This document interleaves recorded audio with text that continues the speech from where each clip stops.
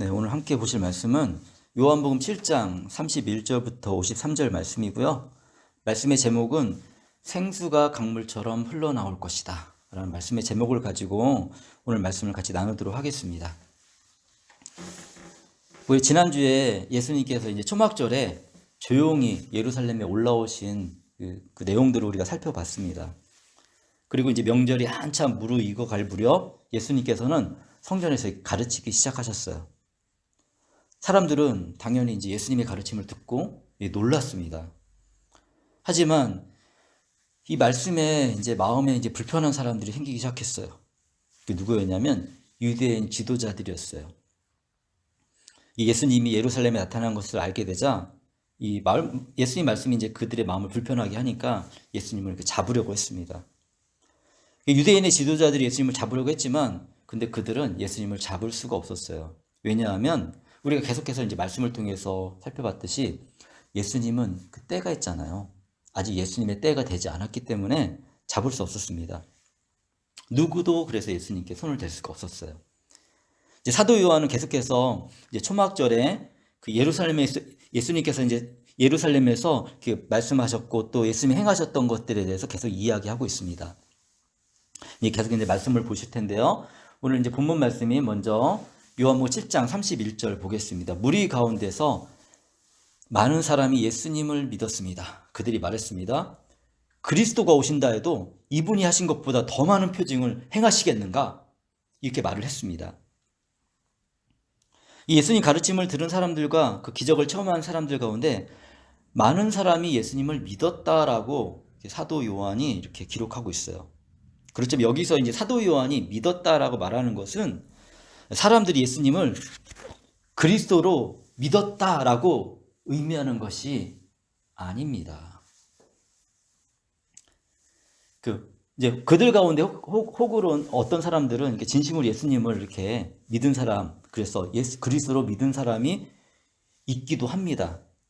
하지만 이 사도 요한이 여기서 이제 믿었다라고 기록한 건 어떤 의미가 더 강하냐면 예수님을 좋은 선생님으로 인정했다. 그리고 그 가르침을 기꺼이 받아들였다라는 의미가 더 강하게 나타나 있습니다. 이제 우리가 이제 진행되는 내용을 통해서 이제 이것을 알 수가 있거든요. 계속해서 말씀을 보겠습니다. 32절인데 무리가 예수를 두고 이런 말로 수군거리는 것을 바리새파 사람들이 들었습니다. 그래서 대제사장들과 바리새파 사람들은 예수님을 잡으려고 성전 경비병을 보냈습니다. 이제 사람들이 이제 믿는 사람도 있고 이제 뭐 이렇게 선생님을 받아들이는 사람도 있고 막 그러니까 이제 사람들이 그거에 대해서 수근수근 막 얘기할 거 아니에요. 소문이 이제 바리새파 사람들에게도 들렸죠. 그러니까 이제 예수님을 잡으려고 사람들을 보낸 거예요. 성전 경비대 이제 군인을 보낸 거죠. 이제 전문적으로 이 사람들은 이제 사람을 잡아가고 하는 전문적인 사람이죠. 그래가지고 이렇게 잡아서 뭐 하려고 했을까? 우리가 뒤에 이제 나중에 예수님이 십자가에 지시는 장면들을 우리가 볼 수가 있는데 잡아가지고 그때처럼 아마 종교 재판장에 세워가지고 예수님을 심판하려고 했을 거예요. 그런 의도가 있다는 것을 우리가 뒤에서 일어난 일을 통해서 이제 현재 이들이 왜 예수님을 잡으려고 하는지 우리가 이해할 수 있어요. 계속해서 말씀을 보겠습니다. 33절, 34절이에요. 예수께서 그들에게 말씀하셨습니다. 나는 잠시 동안 너희와 함께 있다가 나를 보내신 분에게로 갈 것이다. 그러면 너희가 나를 찾아도 만나지 못할 것이요 내가 있는 곳에 너희가 올 수도 없을 것이다. 자, 그러면 여기 우리 한번 생각을 해봐야 되는데 예수님을 보내신 분이 누구실까요? 예수님을 보내신 분은 우리가 잘 알고 있는 것처럼 하나님이세요. 하나님 보내셨습니다. 이제 우리는 이제 요한복음을 처음부터 살펴봤잖아요. 그렇기 때문에 당연히 그 예수님이 하나님이 보내신 분이시라는 걸 알고 있지만 근데 당시 예수님의 말씀을 듣고 있던 사람들은 잘 알지 못했어요. 예수님은 잠시 동안 이 세상에서 우리와 함께 계시다가 그 목적을 이루시고 그리고 예수님을 보내신 하나님께로 가실 것입니다. 미리 이제 말씀해 주시는 거죠. 예수님이 이제 하늘로 올라가시면 유대인들은 예수님을 찾아다녔잖아요. 유대인들이요. 예수님 쫓아다녔는데 그렇게 할 수 있을까요? 못하죠. 그러니까 예수님을 찾아도 실제적으로 예수님 대면해서 만나지 못할 것이다. 이렇게 말씀해 주시는 것이고, 그리고 당연히 예수님이 하늘나라에 올라가셨으니까 쉽게 그 하늘나라에 사람들이 올라갈 수 없죠. 예수님께서 이런 말씀을 알려주고 계시지만 사람들은 여전히 지금 알아듣지 못하고 있습니다. 그러니까 이제 반응이 나타나죠. 이제 35절입니다. 유대 사람들이 서로 말하였습니다. 이 사람이 어디로 가려 하기에 자기를 만나지 못할 것이라고 하는가? 그리스 사람들 가운데 흩어져 사는 유대 사람에게 가서 그 사람들을 가르칠 셈인가? 또는 너희가 나를 찾아도 만나지 못할 것이요 내가 있는 곳에 너희가 올 수 없을 것이다 한 말씀은 무슨 뜻이지? 이렇게 얘기하고 있는 것입니다. 예수님이 하신 말씀을 알아듣지 못하면 사람들은 이런 반응을 보여요. 그냥 자기가 알고 있는 틀 안에서 예수님이 하신 말씀을 이제 해석해내는 거예요. 그러면서 생각하는 거죠. 어디로 가려고 하는 거지? 그들의 범위 안에서는 그들이 찾아가지 못하고 쉽게 가지 못하는 것은 외국이겠죠. 그죠? 그러니까 그리스 사람들에게 가려고 하는 건가? 거기에 유대인들이 흩어져 살고 있으니까 그 흩어져 사는 유대인들에게 가려고 하는가? 아니면 그냥 그리스 사람들에게 이 복음을 그 말씀을 전하려고 하는가? 외국으로 멀리 떠나려고 하시는가? 이렇게 생각을 하면서 오해를 하고 있는 거예요. 성령님께서 사람들의 귀와 그리고 마음을 열어주지 않으시니까 예수님이 하신 말씀을 알아듣지 못하고 있습니다.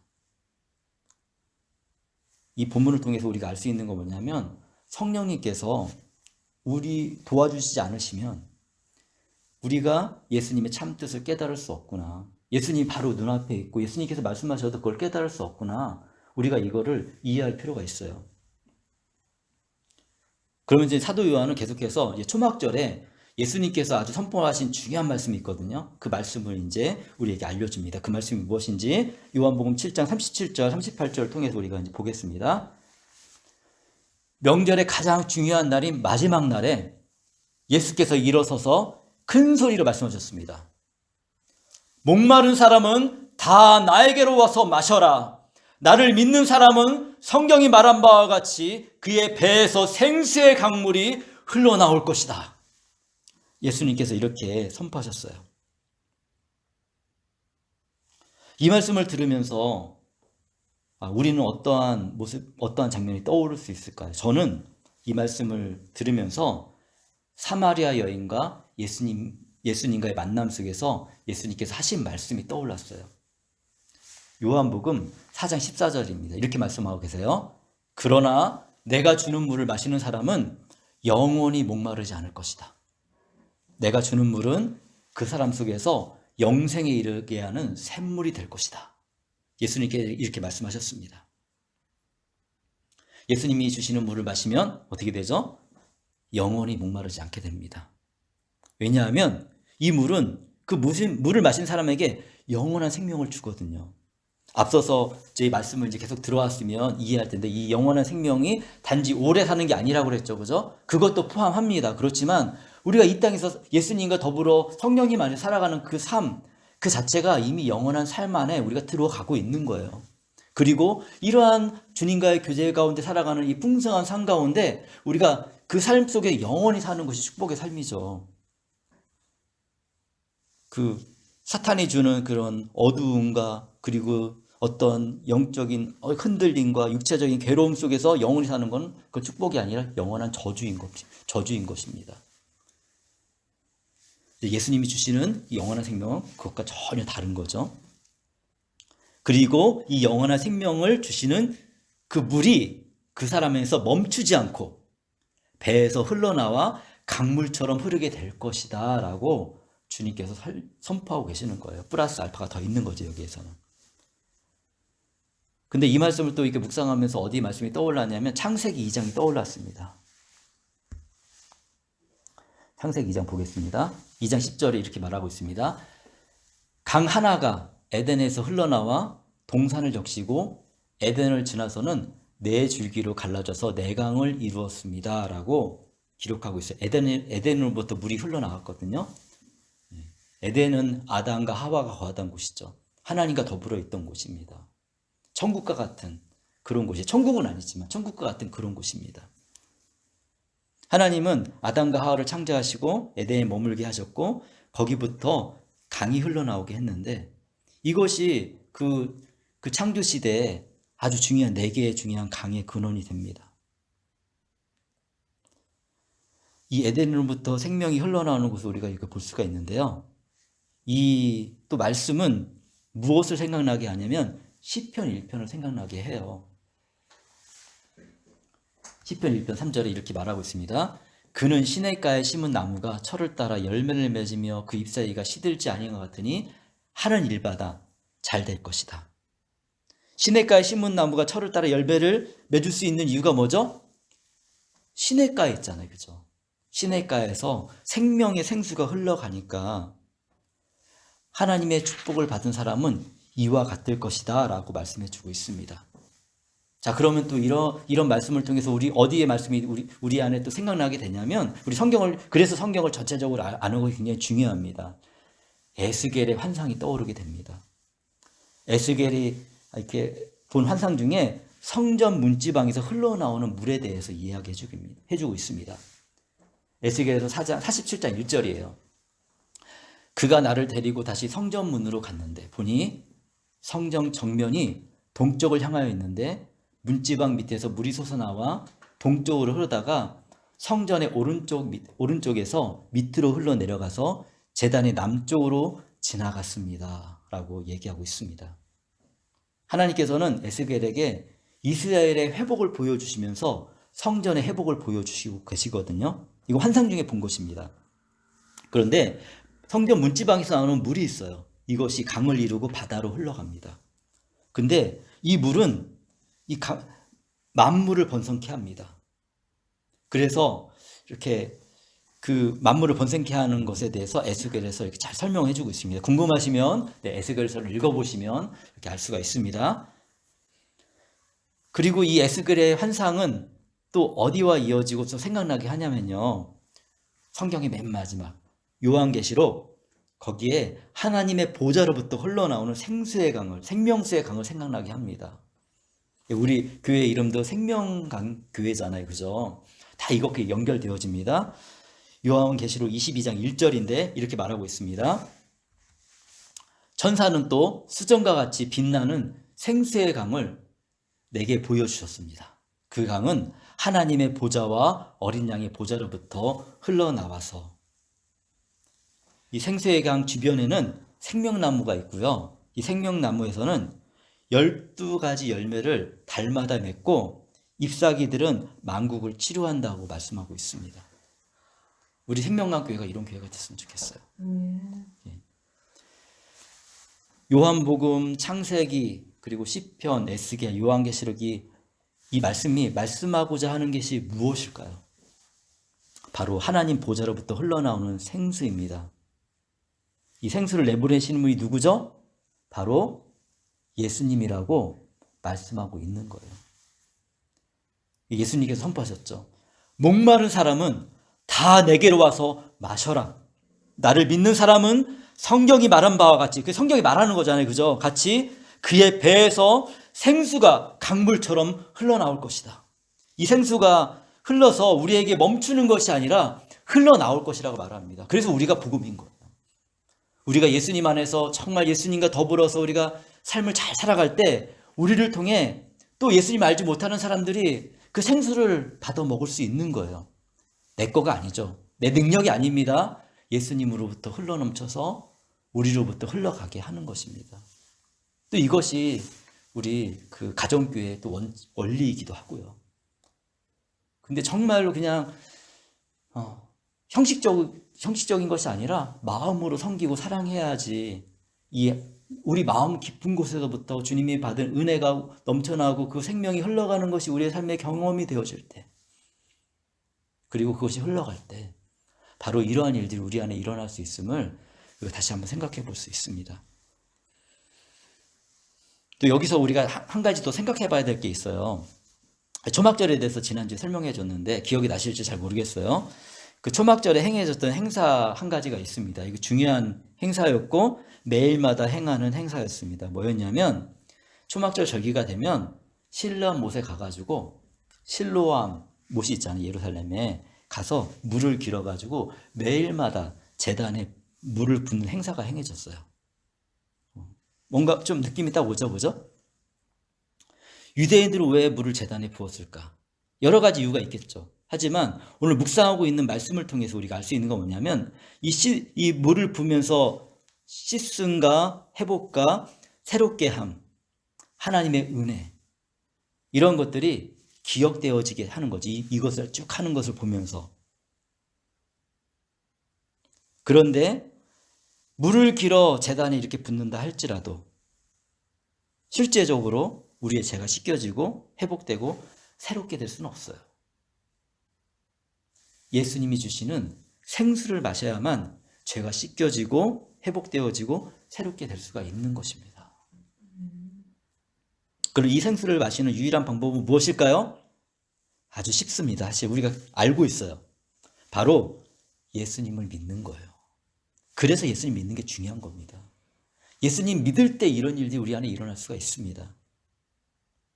예수님을 믿으면 먼저 우리가 하나님의 창조의 목적에 살게 돼요. 이렇게 변화가 되어지는 거예요. 우리 안에서 요한복음 1장에서 얘기한 것처럼 우리가 어두운 가운데 살았는데 어두움이 이제 사라지고 빛이 우리 안에 들어오기 시작하는 거예요. 이 주님의 말씀이 우리 안에 들어오고 그리고 그 말씀을 깨닫게 되고 그렇게 되면 어떻게 돼요? 우리의 삶이 변화가 되고 우리의 변화된 삶을 이웃들이 보겠죠. 우리 이웃이라는 것은 아주 가까운 사람부터 뭐 저에게는 저희 아내가 첫 번째 이웃이기도 하고 저희 아내가 저의 삶을 통해서 예수님의 모습을 봐야겠죠. 그죠? 근데 사탄의 모습을 본다면 너무 슬픈 일이죠. 저희 아이들이 저희 모습을 통해 예수님의 모습을 봐야 되고 저희 부모님들이 그리고 저희 형제 자매들이 그리고 제가 만나고 있는 그 유학생들이 그리고 제가 만나고 있는 형제 자매들이 제 모습 가운데 정말 예수님의 모습을 보고 있나 늘 고민하게 됩니다.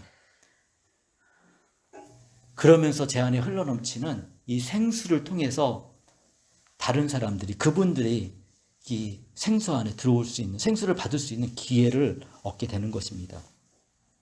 이것이 바로 예수님을 믿으면 우리의 배에서 생수가 강물처럼 흘러나오게 될 것이라는 그 말씀의 의미입니다. 그러면서 사도 요한은 예수님을 믿을 때 우리가 받게 되는 그런 그 생수가 구체적으로 무엇인가 아주 명확하게 얘기해 주고 있습니다. 39절이에요. 보겠습니다. 이것은 예수를 믿은 사람이 받게 될 성령을 가리켜 하신 말씀이다. 예수께서 아직 영광을 받지 않으셨으므로 성령이 아직 사람들에게 오시지 않았습니다. 라고 얘기하고 있습니다. 답은 명확해졌습니다. 생수는 예수님을 믿은 사람이 받게 될 성령님을 가리켜 말씀하는 거예요. 예수님 믿을 때 성령님이 우리 안에 함께 하시잖아요. 아직 예수님께서 십자가에 죽으시지 않으셨고요. 이 말씀이 선포될 때는 부활의 영광의 때가 아직 되지 않았기 때문에 아직 성령이 사람들에게 오순절 다락방에 임했던 것처럼 그렇게 임하지 않았다라고 설명하고 있는 겁니다. 그래서 성령님이 아직 사람들에게 오지 않았다는 것을 우리가 오해하면 안 돼요. 성령의 활동이 없다라고 얘기하는 게 아니에요. 그런 의미가 아닙니다. 성부, 성자, 성령님은 삼위일체 하나님이시기 때문에 항상 함께 하시고 항상 함께 일하십니다. 예수님이 지금 사역을 하고 계시지만 성부 하나님과 성령 하나님과 더불어서 이 일을 지금 하고 계시는 거예요. 그렇지만 이제 예수님께서 부활 승천하신 이후에 성령님의 활동이 더욱더 강화됩니다. 구체화가 됩니다. 그래서 믿는 사람들 안에서 그 구체화된 활동이 아직 시작되지 않았다는 의미로 말씀하고 있는 것입니다. 그렇게 사도 요한이 설명하고 있는 것입니다. 이 성령님이 어떤 분이시냐? 요한복음 16장 7절에서 또 말씀해 주고 계시는데 이렇게 말씀하고 있습니다. 그러나 내가 너희에게 진실을 말하는데 내가 떠나는 것이 너희에게 유익하다. 예수님이 말씀하시는 거죠. 내가 떠나가지 않으면 보혜사가 너희에게 오시지 않을 것이다. 그러나 내가 가면 보혜사를 너희에게 보내주시겠다. 보혜사의 뜻은 무엇이죠? 여기 써 있습니다. 변호해 주시는 분, 도와주시는 분. 우리를 변호해 주시고 우리를 도와주시는 그 성령님께서 우리와 함께 하실 것입니다. 이것만 있는 게 아니죠. 정말 성령님의 그 능력과 힘은 정말 여러 가지가 있지만 정말 우리 안에 그 성령님이 계셔야 그 생수가 흘러 넘칠 수 있는 거예요. 근데 그 핵심 열쇠는 무엇이다? 예수님 믿는 거. 이걸 우리가 반드시 기억하고 이렇게 알고 있어야 돼요. 모르면은 이렇게 그냥 막 살거든요. 예수님 믿고 나서도 이게 그냥 뭐가 뭔지 모르고 사는 거예요. 그냥 도와주시기면 나만 도와주시기만 되는 그런 신으로 생각하고 그냥 사는 것입니다. 근데 예수님의 의도와 우리가 믿고 있는 의도가 다르면 이거 너무나 그때 당시 바리새인과 똑같은 모습으로 사는 거죠. 계속해서 말씀 보겠습니다. 요한복음 7장 40절입니다. 이 말씀을 들은 무리 가운데 이 사람은 정말 그 예언자다 하고 말하는 사람들이 있고, 41절, 이 사람은 그리스도다 하고 말하는 사람들도 있었습니다. 그러나 더러는 이렇게 말하였습니다. 갈릴리에서 그리스도가 날 수 있을까? 모르고 있는 거죠. 주님의 말씀을 들은 사람들의 마음은 여러 갈래로 막 움직였어요. 그래서 예수님을 선지자다 이렇게 인정하는 사람들도 있었고요. 혹은 정말 그리스도 같아, 그리스도인 것 같아 라고 이렇게 믿고 따르는 사람들도 있었고, 근데 표면적으로 볼 때 예수님 갈릴리 출신이었거든요. 그러니까 요한복음 1장에서 나다나엘이 어떻게 했죠? 똑같은 말 하잖아요. 갈릴리에서 어떻게 예언자가 나올 수 있느냐? 갈릴리에서 어떻게 그리스도가 나올 수 있느냐? 성경에 그런 말이 써 있지 않은데 어떻게 우리 다 알고 있죠. 42절입니다. 이렇게 말하고 있어요. 그러면서 성경은 그리스도가 다윗의 후손 가운데 날 것이요 또 다윗에 살던 마을 베들레헴에서 날 것이라고 말하지 않았는가? 예. 뭐 이건 보편적으로 이제 그때 당시에 사람들이 다 알고 있었던 내용인 것을 우리가 알 수 있습니다. 우리는 마태복음과 누가복음을 통해서 예수님께서 다윗의 후손이시며 베들레헴에서 나신 걸 우리가 다 알고 있어요. 그죠? 그렇지만 당시 사람들은 이런 정보를 가지고 있지 않았거든요. 예수님이 그 모든 것이 모든 사람에게 다 밝혀져 있는 게 아니었거든요. 그러니까 예수님은 그냥 표면적으로 갈릴리 출신인 거예요. 그러니까 갈릴리 출신인 예수님을 메시아로 많은 증거들이 있지만 받아들일 수 없었습니다. 이 사람들은. 그러면서 이제 43절에 보니까 무리 가운데 분열이 막 일어났어요. 예수님에 대해서 잘 알지 못하니까 아까도 말씀드렸지만 자기의 지식에 따라 예수님을 판단하고 예수님에 대해서 주장하면서 분열이 막 일어나고 있는 것입니다. 44절입니다. 그들 가운데서 예수를 잡고자 하는 사람들 몇이 있었으나 아무도 그에게 손을 대지 못하였습니다. 자, 예수를 잡고자 하는 사람들은 누구였죠? 바리새인들이 이렇게 보낸 성전 경비병들이었죠. 그들이 갔는데 잡으려고 그랬어요. 근데 손을 대지 못했어요. 왜냐하면 우리 다 알고 있죠. 그죠? 예수님의 때가 아직 되지 않았거든요. 그러면 잡을 수가 없어요. 그러니까 우리들도 이것을 좀 기억하면서 예수님의 때를 기다려야 됩니다. 예수님의 때가 언제인지 모르겠지만 그때를 기다리며 우리가 오늘 살아가는 그 삶 가운데, 허락하신 삶 가운데 정말 마음을 다해서 충성을 다해서, 그렇죠, 주님이 주신 은혜를 누리면서 오늘 하루하루의 삶을 잘 살아가고 예배를 또 잘 드리며 살아가는 것이 굉장히 중요하다는 것을 우리가 생각할 수가 있습니다. 45절, 46절입니다. 성전 경비병들이 대제사장들과 바리새파 사람들에게 돌아오니, 그러니까 원래 대제사장들과 바리새인들이 별로 안 친하거든요. 이 대제사장들은 사두개인들이고 바리새인은 바리새인들인데 서로 좀 생각하는 게 다 달라요. 안 친한데 예수님을 죽이려고 할 때는 한 팀이 됩니다. 이걸 통해서 정말 이 영적 어두운 세력 속에서 사탄이 어떻게 움직이고 있는지 우리가 볼 수가 있어요. 그들이 이제 경비병들에게 물었죠. 어찌하여 그를 끌고 오지 않았느냐? 그러니까 경비병들이 대답을 해요. 그 사람의 말하는 것처럼 말한 사람은 지금까지 아무도 없었습니다. 경비병들이 가서 예수님을 잡으려고 갔는데, 근데 같이 예수님이 가르치는 말씀을 들은 거예요. 들으면서 이렇게 마음에 뭔가 특별한 그 감정이 흔들림이 있었던 거죠. 그렇다고 이제 이 경비병들이 예수님이 가르침을 듣고 회개하거나 그 주님께 합당한 영광을 돌렸다는 것이 아니에요. 여기서 얘기하는 건요. 그 예수님 선포하신 진리의 말씀이 그들의 마음을 압도했고, 그리고 이 압도한 그 마음이 그들이 하고자 하는 행동을 할 수 없게 만들었다는 것을 우리는 이 기록된 말씀을 통해서 알 수가 있습니다. 47절입니다. 바리새파 사람들이 그들에게 말했습니다. 너희도 미혹된 것이 아니냐?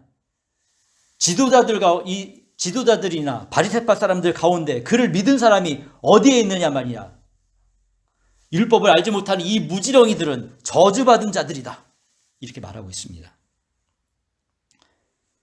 바리새파 사람들은, 그 제사장들은 그 자신들의 목표가 이루어지지 않으니까 이 경비병들을, 애매한 경비병들을 책망하는 거예요. 율법 선생님들이잖아요. 그러니까 우리 가운데 누구도 예수님을 인정하지 않고 믿지 않고 있는데, 너희가 그의 말을 듣고 마음이 움직여서 해야 할 일을 하지 않고 이렇게 왔느냐라고 이렇게 책망하고 있는 것입니다. 그러면서 예수님의 말씀을 듣고 따르는 사람들이 어떻게 표현하고 있어요? 율법을 알지 못하는 이 무지렁이들은 저주받은 자들이다. 종교적인 교만이 얼마나 도리어 자신들을 무지하게 만드는지 이걸 통해 우리가 알 수가 있습니다.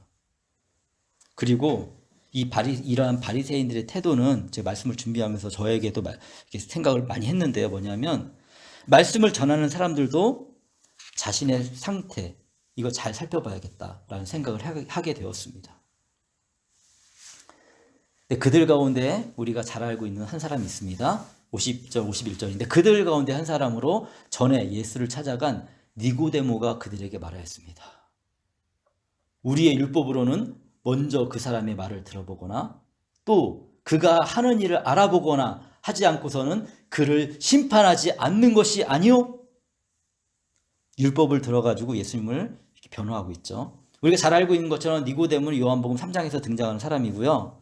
그리고 이 사람은 그 유대인의 지도자였고 그리고 바리새인이었고 어느 정도 이렇게 부유한 삶을 살아가는 이런 사람이었는데 이 사람이 궁금했던 거 있죠. 어떻게 하면 하나님 나라가 들어갈 수 있을까? 예수님 미리 아시고 설명했습니다. 예수님을 만났어요. 하나님 나라에 들어가는 방법에 대해서 가르침을 받았어요. 하지만 지금 이들 무리에 같이 껴있잖아요. 그죠? 아직은 예수님의 제자는 아니었습니다. 그렇지만 알고 있는 게 한 가지 있죠.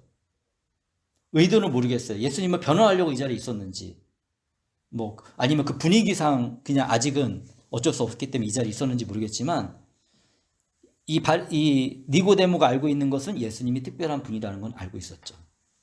그래서 적극적이진 않지만, 그래도 율법을 언급해서 소극적으로 예수님을 이렇게 변호하고 있습니다. 이왕 믿는 거, 이렇게 확실히 믿는 게 좋겠죠. 그죠?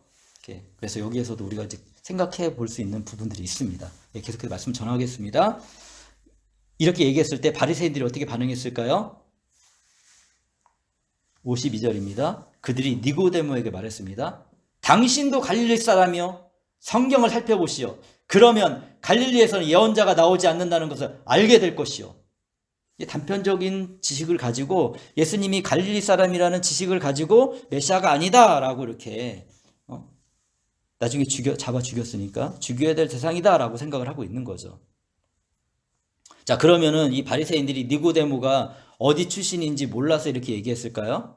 아니에요. 니고데모를 사람들이 모르는 게 아니었어요.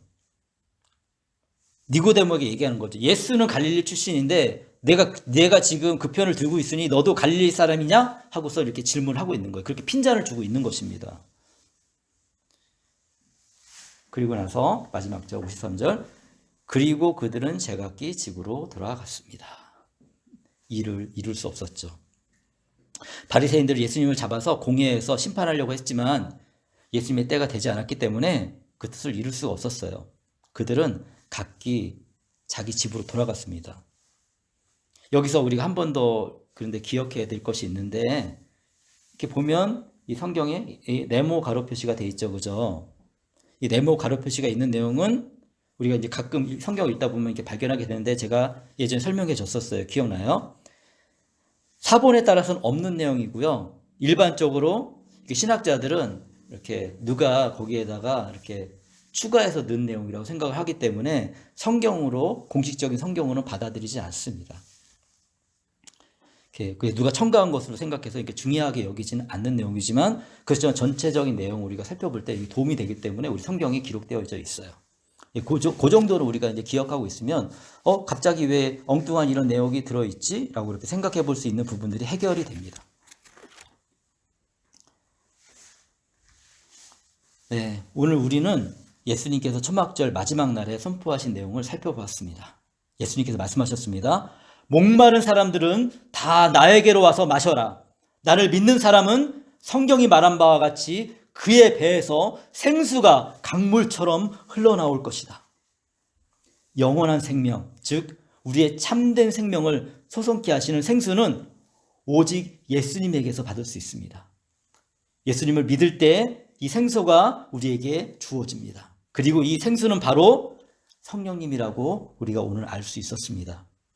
반드시 예수님을 믿어서 참 생명을 누리는 모든 성도님들이 되시기를 기도합니다.